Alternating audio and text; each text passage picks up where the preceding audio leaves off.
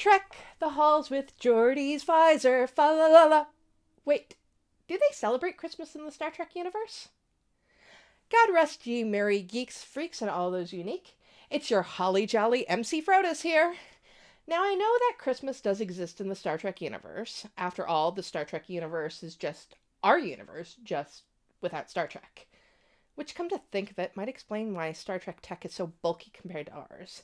They didn't have Star Trek to inspire its technology. That sounds like a different episode to me. Let's stick with the topic of this one. Does the Federation recognize Christmas as a holiday? Maybe asking about the Federation is too broad. The UFP is, after all, made up of hundreds of member planets. We also know very little about the everyday operations of the Federation. And when Star Trek fans, and even the franchise itself to an extent, talks about the Federation, what they really mean is Starfleet. While both associations are very closely entwined, I do think they operate as separate entities, and we're far more exposed to Starfleet. So, revised question. Does Starfleet recognize Christmas as a holiday? There have been a few mentions of the holiday. In Dagger of the Mind on the original series, Dr. Helen Noel, I see what you did there, mentions a science lab Christmas party where she and Kirk flirted with each other. This is the only reference to the holiday being outright celebrated. A fictional celebration of the holiday is also shown in Picard's Nexus fantasy in Star Trek Generations. The other references are a bit more ephemeral. Archer makes a joke about reciting "'Twas the Night Before Christmas," and there are several references to A Christmas Carol. Bashir mentions a Christmas present he got for Anastasia in his secret agent program. There's also several occasions where large bounties of gifts are equated to Christmas. Oh, and also this. Computer, I need a wider angle.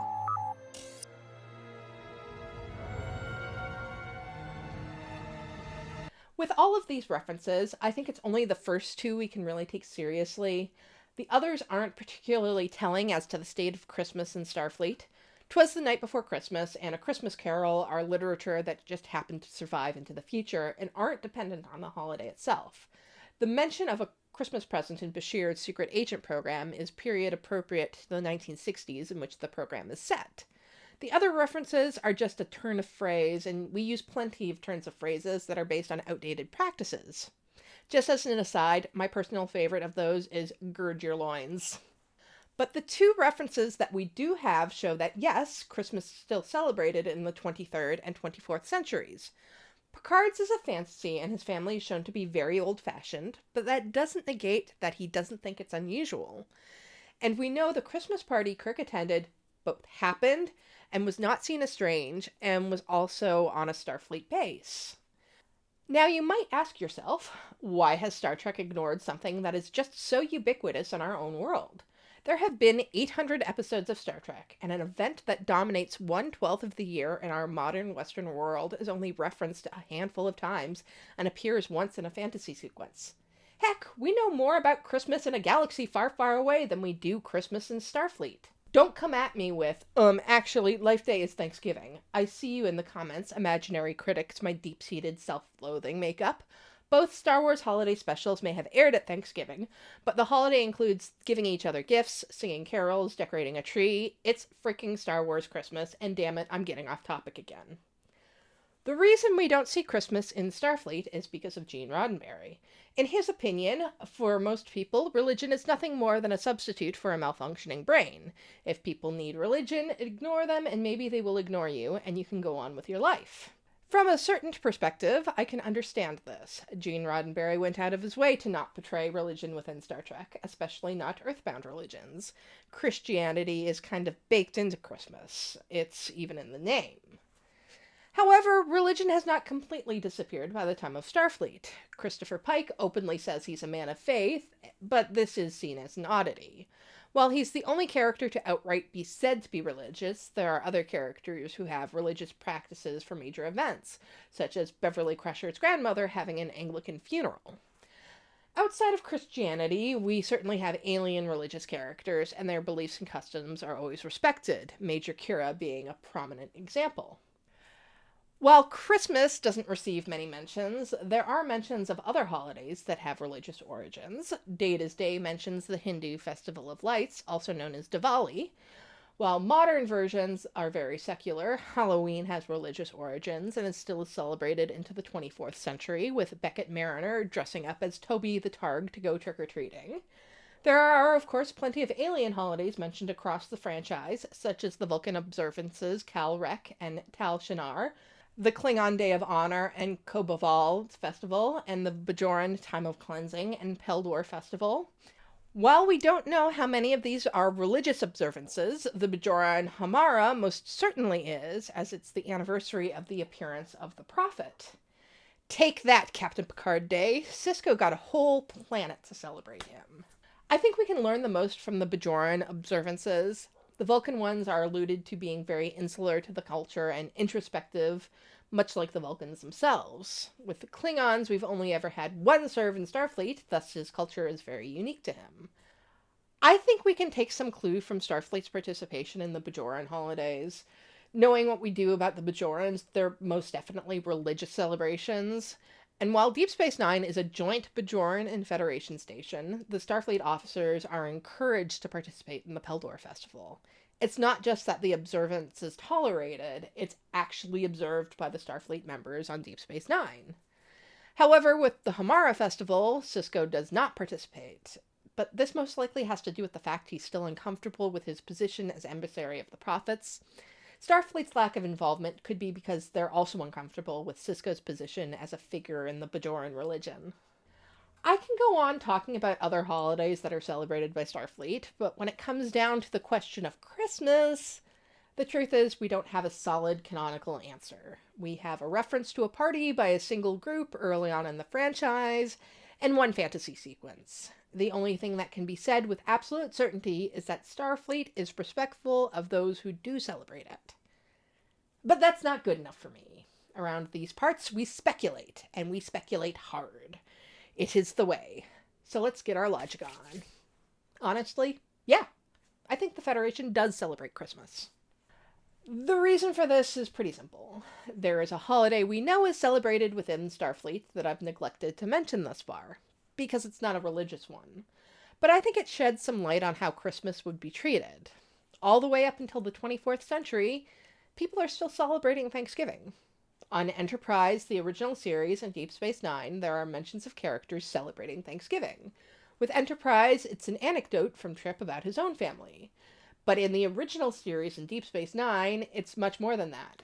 In Charlie X, Kirk complains that they don't have turkeys to feed the crew for Thanksgiving, and instead have to give them meatloaf. Except they have a reality warping teenager on board to take care of that problem. In Blaze of Glory, Eddington talks about how Sisko made a homemade Thanksgiving dinner for the senior staff of Deep Space Nine. There's something that has bothered Star Trek fans for years, and we have to admit it's just the truth of the franchise. Starfleet is very Earth-based, and not only that, very American-based. This is the result of the show being American. It's just a fact. This is why Thanksgiving survives well into the future, when it should have been 86 around the time that the nation-states were gotten rid of. I also personally think references to Thanksgiving might fall to the wayside. The last mention of it was in a 1997 episode of Deep Space Nine. The current writers seem culturally sensitive enough to know that Thanksgiving is looked down upon by a lot of people due to its connection to the persecution of Native Americans. But that doesn't change that it's been observed in the past. And let's compare Christmas and Thanksgiving. And there's no comparison. Look at Thanksgiving. Now look at Christmas! Thanksgiving is a meal on one day, while Christmas is a celebration that lasts essentially a month, going from the end of Thanksgiving until New Year's Day. Christmas is even something that goes past the American centrism of Star Trek. Thanksgiving is limited to the United States and Canada. Meanwhile, some form of Christmas is celebrated as a public holiday in 82% of the countries of the world. Even in some countries where it's not legally recognized as a holiday, it's still celebrated by a majority of the people, such as in Japan, where it's treated much like the Western world does Valentine's Day, as something to celebrate, just not something you get a day off work for. So, okay, Starfleet celebrates Christmas, as Christmas is too widespread in our modern day for references to be solitary incidents. How do we reconcile the religious aspects with the secular nature of Starfleet? I don't think we do. Despite Roddenberry's distaste for referencing anything religious, by the 22nd century and beyond, it's completely within the realm of possibility that Christmas has passed into the realm of a fully secular celebration. According to a poll by Pew Research in 2019, 90% of Americans celebrate Christmas, but only 46% of them celebrate for religious reasons. There's also a steady decline in Americans who believe Christmas was based on any factual events. While I don't think it's possible for Christmas to become completely extinct by the time of Starfleet, I do believe that the religious aspects could be going on the way out. There may still be lip service paid to these aspects, such as like a nativity play. But you know how I mentioned Beverly's grandmother was buried in an Anglican funeral? We actually have no indication that Beverly herself practices any religion. It's just tradition more than religion. So if we take the religious aspects out of Christmas, what do people celebrate? People celebrate the same thing that 54% of Americans celebrate today. So let's look at Christmas today. When you take away the religious aspects of the holiday, much of what we have is a commercial spectacle. People rushing out to find gifts for one another, becoming gluttons for food and drink at holiday parties with friends and family. We know the Federation has lofty ideals about the accumulation of wealth and how money doesn't exist, except when it does. There are also multiple examples of gifts still existing in the future. Honestly, too many to name, but amongst some of the most memorable are McCoy giving Kirk antique reading glasses in Wrath of Khan, Picard giving Data a book that is seen in Measure of a Man, and Spock giving Uhura a Vukaya necklace in Star Trek Beyond. Feel free to take a guess which is my favorite. You gave your girlfriend a tracking device. That was not my intention.